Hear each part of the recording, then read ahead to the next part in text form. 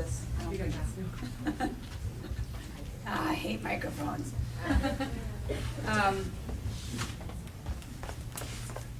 I have decided, for the last number of forums over the last few months, I get all dressed up and nice and stuff, and I decided this week I'm going activist, full on.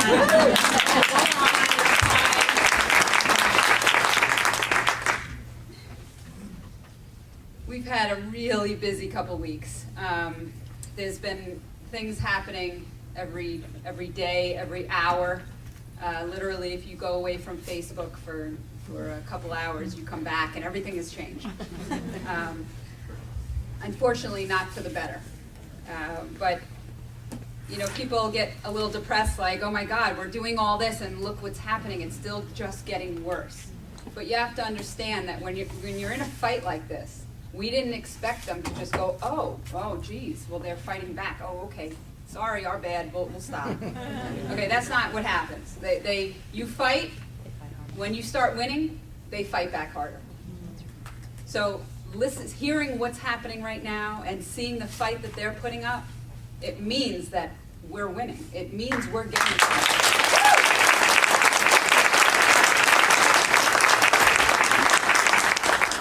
So please don't be discouraged by what you're hearing. It just means that we need to up our game just as much as they're upping theirs. And they are afraid of us. This is fear. All the threats that are coming down on superintendents and teachers and principals, that is fear talking. So every time I hear those things, as much as we then have to like kind of rally behind the people that are getting threatened, even the people getting threatened understand what it means. It means that they're afraid, and that's a good thing. Educators have always tested what they taught. But now what is tested determines what is taught. That's a problem. We don't want our children's classrooms to be determined by what they have to be tested on. And this test, unlike the tests that they're supposed to be taken, are not determined by the teachers. So they're not taking, the teachers aren't deciding, okay, this is what's best for them to be taught, and then we will test them on the material that they're being taught. This is instead now top-down testing. The teachers don't know even what's on the test. They don't want to teach what's on the test. They don't feel that it's good practices to be teaching what's on the test, but yet now, because of all the evaluations and everything that's happening with the testing, this is now the direction that our classrooms are heading in.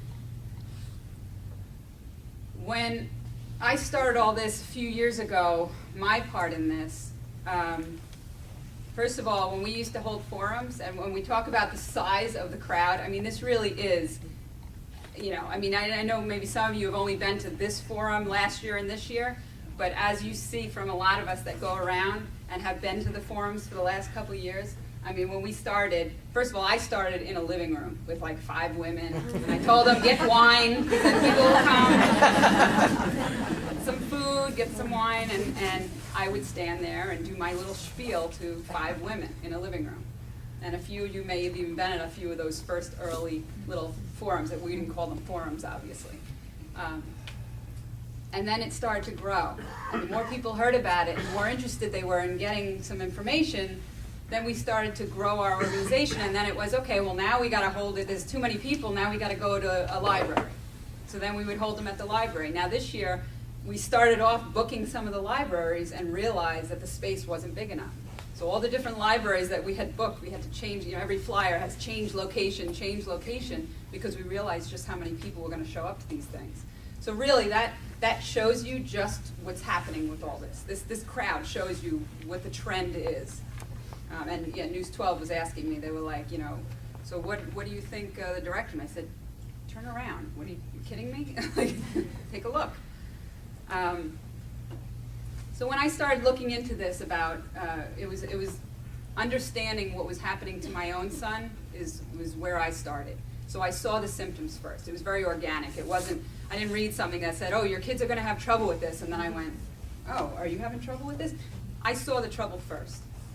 Okay, I saw what was going on with him every single day. I saw what was triggering the outbursts and the temper tantrums and the crying fits. I kid who was not emotional at all. I started looking into why he seemed to be having stress symptoms that normally you wouldn't see unless they're in high school and going through some kind of puberty issue. Okay, this was something strange for a 3rd and 4th grader. As I looked into it, I very quickly narrowed in on what was happening in the school with the test, the language that was now being used. You have to do it this way, Mom, or else it won't be right on the test. And if I don't do it like that, I'm going to get wrong on the test. And that was the language back in November before the test. You know, this was a 4th grade for him that I finally started catching on, that I started hearing that kind of language. And I started understanding that he felt like as he was doing his work that everything had to be a certain way because the test was coming. So then I started asking him, what the heck is up with this test? What kind of test is this? I didn't even study for the SATs. I was very lazy. You know, so I'm thinking, well, what's going on? Then the school offered before school test prep classes. So they wanted me to bring him to school for 2 months before the test, bring him an hour early to school on Tuesdays and an hour early on Thursday to work on the test prep. And that was my light bulb moment. That was when I got that letter and I read it to my son and he crumpled to the ground and I was crying hysterically thinking that he had to go in 2 hours early now to school just to do this test prep that now I understood was what was triggering him. That was when I said, enough, what is this? So when I started learning about the test, I learned that the tests were not about improving his education. They were not about finding his weaknesses, and they weren't about identifying his strengths. They weren't about my child at all. They offer no diagnostic information to our children's teachers. It's very simply a tool used to collect data, punish teachers, and label schools. These tests are not about our kids. It is about money, politics, union busting, egos, privatizing, and corporate greed. I'd like to let some voices of administrators speak to you, even though they're not here, and I'm sure they are very happy that I do this now at all my forums and read off their comments. But Sanny's did a little report back in late spring last year, and they asked school districts to submit comments about their experiences with the state assessments. And they submitted it, probably, I'm sure, not thinking that this was going to go anywhere, but I got my hands on it. And I'd like to read some, because these are not administrators and school districts that you hear of in the news. They're not ones that are up here on the stage talking to parents about testing. They're not ones that are, you know, rah, rah, let's change the system. They're just, some of these guys are just, you know, going along with it and doing their thing. So these, to me, these comments are even more powerful because they're just observations from these guys. In the Ossipee Valley School District, the results in my school, whether they turn out good or bad, cannot be considered valid or useful in any way. Chappaqua, the test was difficult. It left some students crying. More students than did last year did not finish some parts. The questions were very difficult to interpret, more difficult than the reading passages. Hunter Tannersville, by the 3rd day, several 3rd graders shut down emotionally and were unable to finish the exam. Special education students were distraught and blamed teachers for making them take the test. Clarkstown, some students cried, pulled out their hair, had to leave the testing setting to go to the bathroom to calm down or walk in the hall. The readability of the grade 3 assessment was more challenging than that of the 4th grade assessment. For students with disabilities, some started the test then stopped and refused to continue. Some finished in 8 minutes, some filled in the same answer on the bubble sheet. The assessments did not draw on the use of the New York State modules for teaching. Students could not have been prepared for this test even by following the modules. West Babylon. The test was particularly challenging for ELL students who were agitated and upset about the difficulty of the exam. Students with IEPs and 504 accommodations had difficulty finishing even with extended time.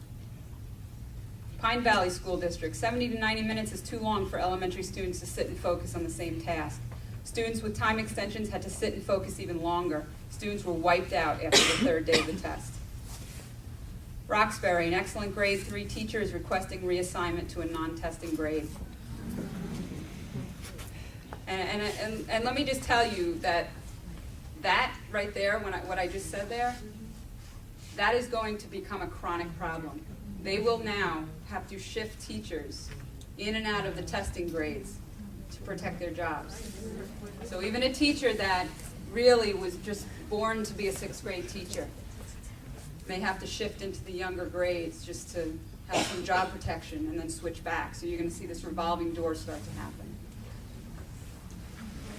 Arlington School District, both students and teachers are very disheartened. They feel they did not measure up to expectations despite their hard work. Liverpool, some students were fine, others were anxious and physically sick. Others crying, sleeping, or angry. Scotia Glenville, 2 students wet their pants because they did not want to get up because they were afraid they would not finish their test. Victor, students cried, asked repeatedly about what questions were asking. Top readers had no idea as to what was being asked. Very capable students became fatigued and discontinued putting forth best effort. One child pulled all his eyelashes out. Oh. Okay, so these aren't just like rumor stories or stories just to try to sensationalize anything. These were just comments made by administrators from all over New York State.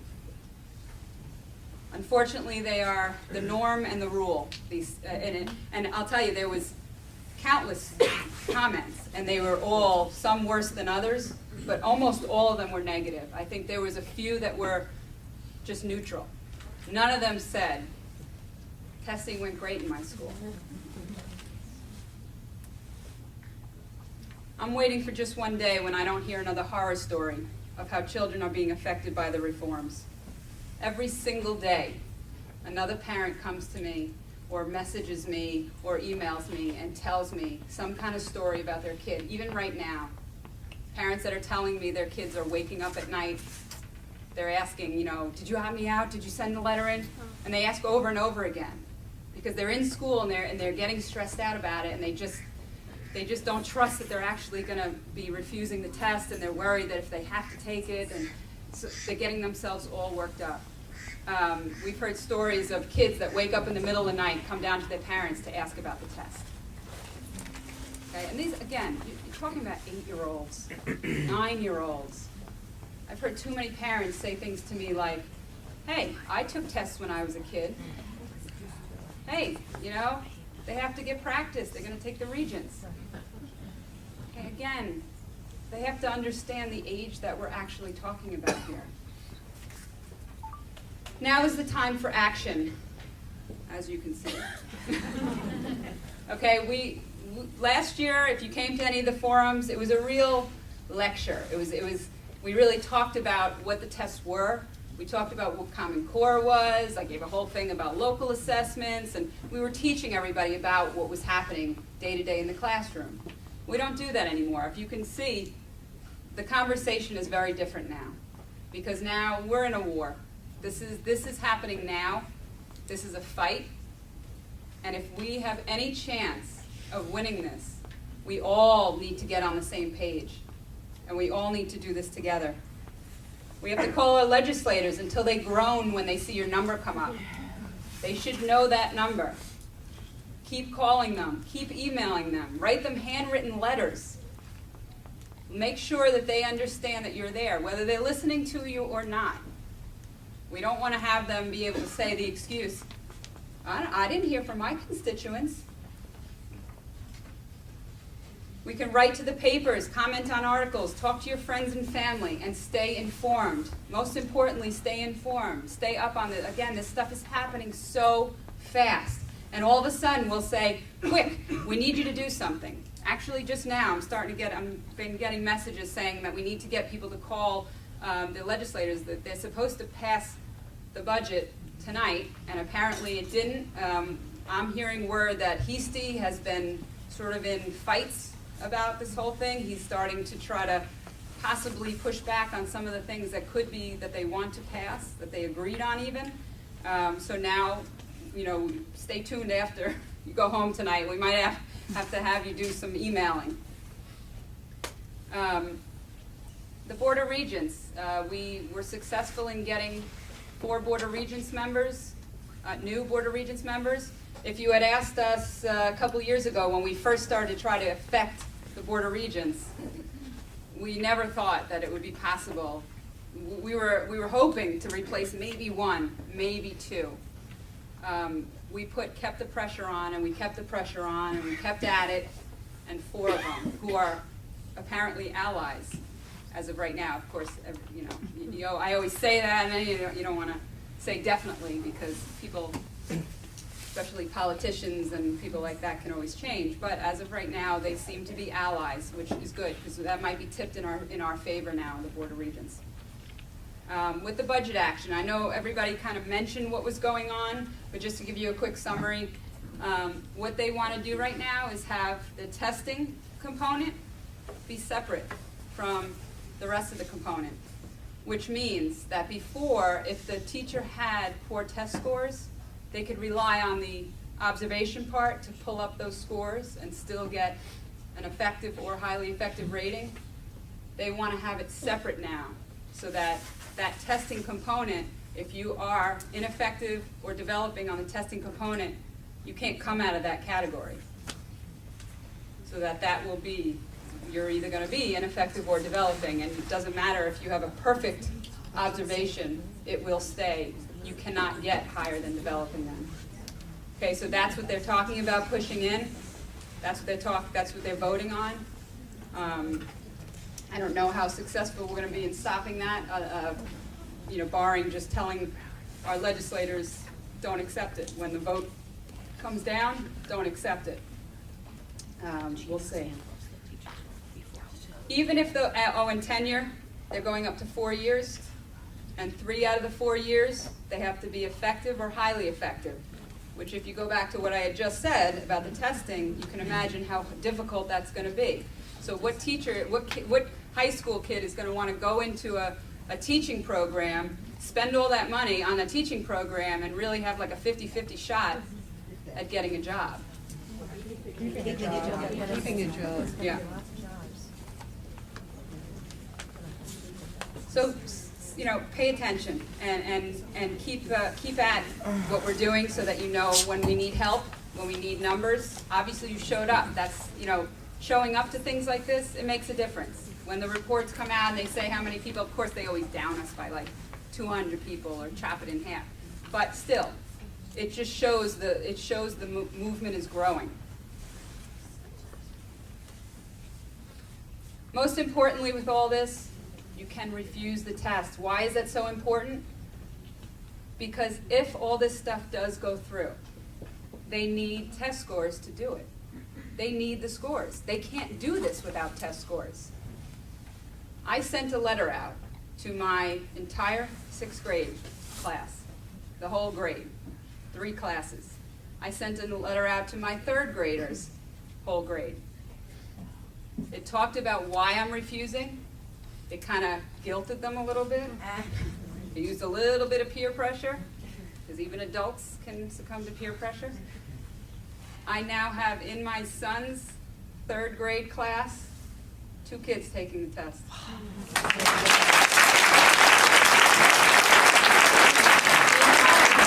my 6th graders class, 4 kids taking the test. Those 2 teachers will not be evaluated on the test scores of their classroom.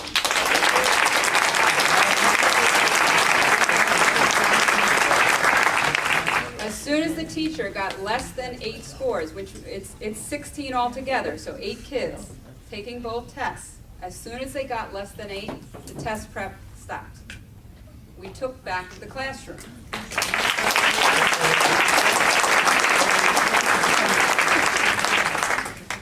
So how can you refuse? First of all, every parent has the right to opt out. I just saw a letter that some administrator upstate sent out just today saying, State Ed is telling us we have the option of whether or not to accept letters. Oh, really? They don't get it. It's our action. It's not theirs to determine whether or not. I always tell parents, when a district says to you, sorry, we're not accepting any opt-out letters, what you say back is, oh, I'm sorry, you misunderstood me. I wasn't asking for permission. I was informing you of what we decided.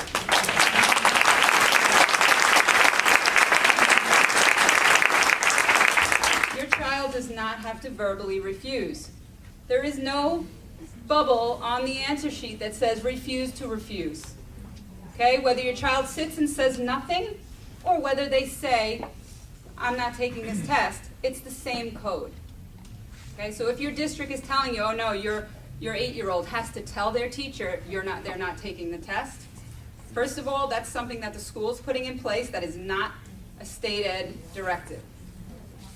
So you can fight that, and if it was my child, I mean, my kids are now they're kind of like me now. But, so they would be able to do that, but I would tell them, don't say a word. Because it's not that they can't, because of course, they could, but no, you're not going to have my 8-year-old refuse. I'm refusing for them.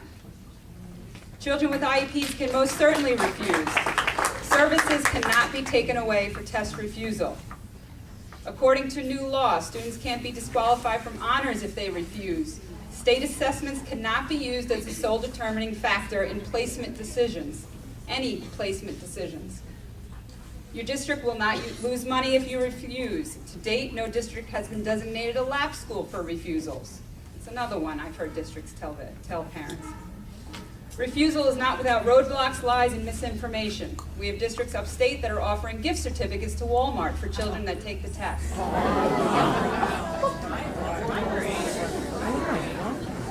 Can I say boycott? Yeah. And you should be boycotting Walmart anyway.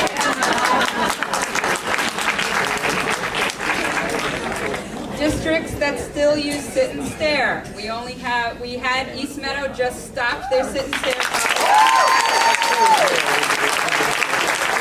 But now I'm hearing one other one might be doing it. They had so few kids last year that there was no policy, and now they may be trying to. I said, oh please, I need a fight. Districts that use sit and stare even for makeups. We have districts that are still telling parents that their districts will lose money if they refuse. Schools hold testing pep rallies, and make music videos about scoring a 4. Have you seen these disgusting videos? It is so sickening. They have little kids singing about how they're all going to get 4s and how great it'll be when they all get 4s. I can't even. Districts that administer timed and formal practice tests to build stamina in the elementary school students. So now our children are not taking just 6 days of 2-hour tests, but countless days and hours of testing. Stop the formal test prepping. Okay? You don't need to build stamina in these kids. It just makes it worse. Okay? So when parents say, but my kid does fine on the test, and that's probably the number one reason I get that people say, my kid does all right, they like it. All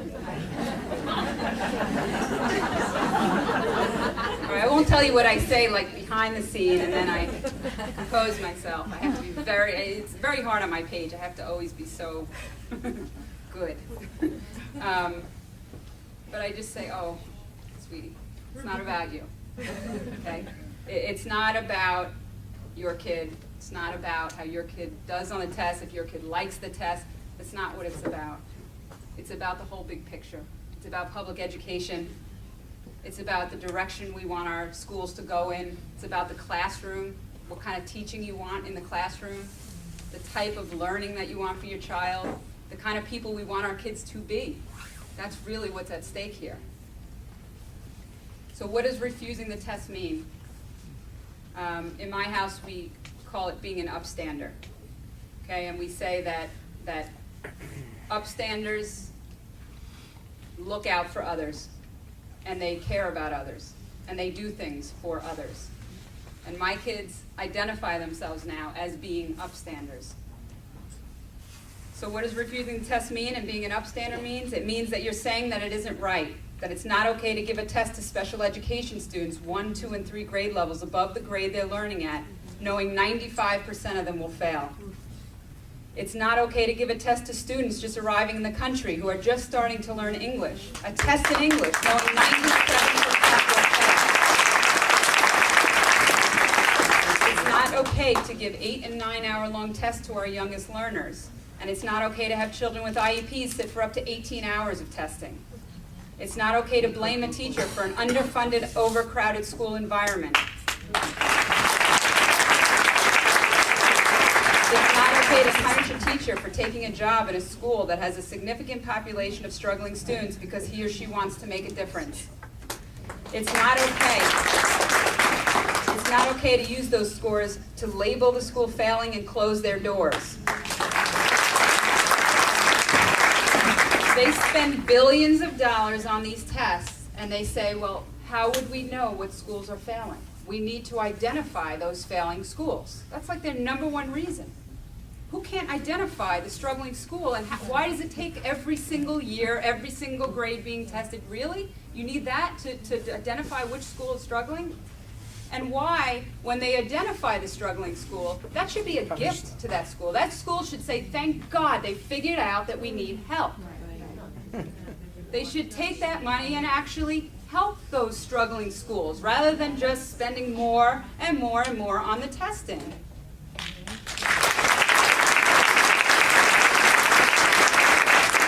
It's not okay that we're losing science and social studies in the lower grades, and it's not okay that arts, music, and resets are being squeezed out by testing and test prep. And it's not okay to have all children taught the same rather than taught as individual learners. And it's not okay to dismantle our public school system. If you decide not to promote or encourage opting out, if you do not opt your own children out, you are in essence saying that all these things are okay. Change does not happen through compliance. It happens through civil disobedience. It is time for parents to take action.